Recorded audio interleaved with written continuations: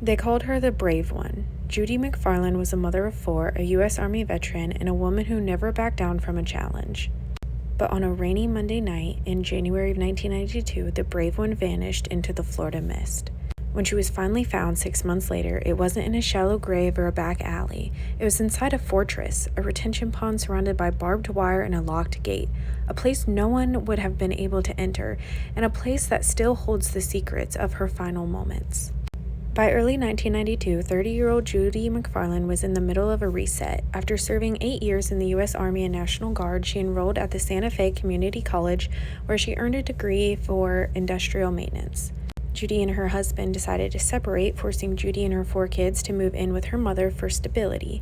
Adding more stress, her family home burnt down, but she was able to find a mobile home in Gainesville to live temporarily. Because of all this, one of her cousins, Mary, offered to take care of Judy's children for a couple weeks. That way she'd get back on her feet more quick.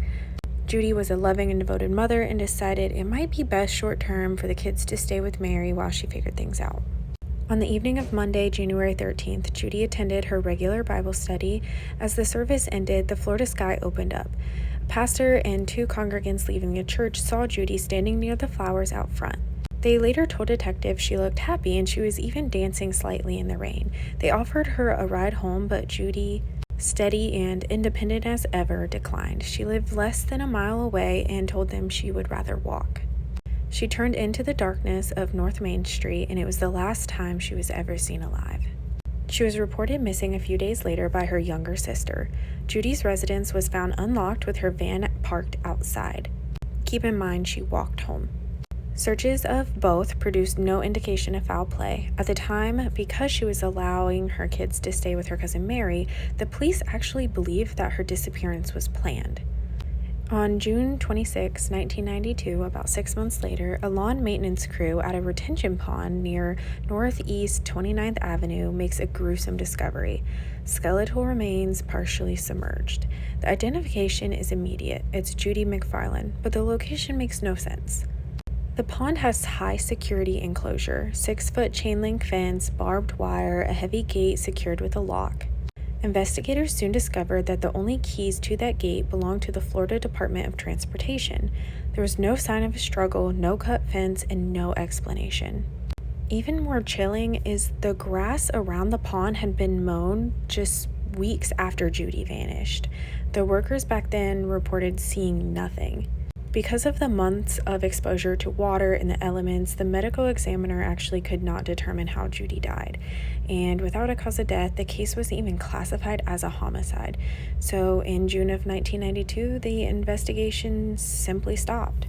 It wasn't until 2015 that the cold case unit led by Detective Kevin Allen gave Judy's file a second look. They found 2 names that shifted the narrative. The first one, the estranged husband, a convicted drug smuggler from Canada. He had been deported before Judy disappeared, and the records couldn't place him back in the United States.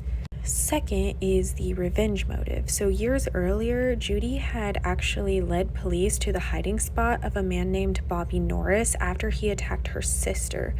Bobby Norris went to prison and he was released in January of 1992, reportedly the very same day that Judy vanished. Norris died in 2010, taking whatever secrets he had to the grave, and to this day, no one has been charged, no one has been named a suspect.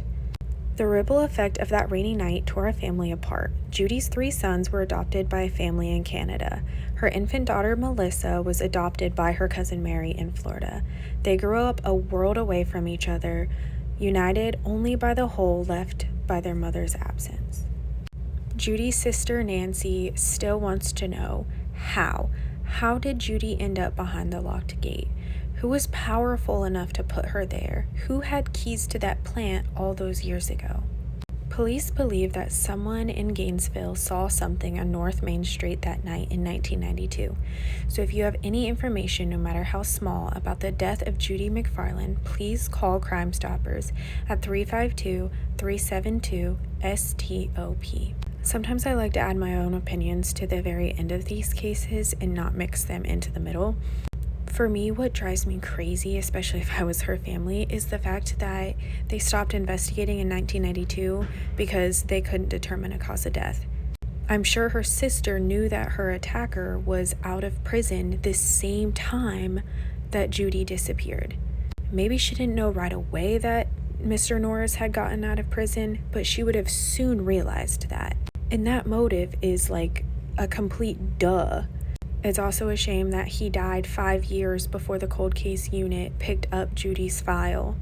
Had anyone just looked at her file in the years since 1992, but before 2010, this case could have been solved. Unfortunately, since that is really the only suspect, who knows if this case will ever be solved. It doesn't sound like there's any evidence or DNA, fingerprints, nothing. I mean, they don't even know the cause of her death. I also feel really horrible for her kids. Her one daughter was adopted by family, but the other 3 were just adopted by a family in Canada. Their father was from Canada, but it doesn't say that the family who adopted them was any relation. So hopefully it was, and hopefully all these 4 children were able to stay in contact over the years. Judy was such a beautiful woman and only 30 years old when she died.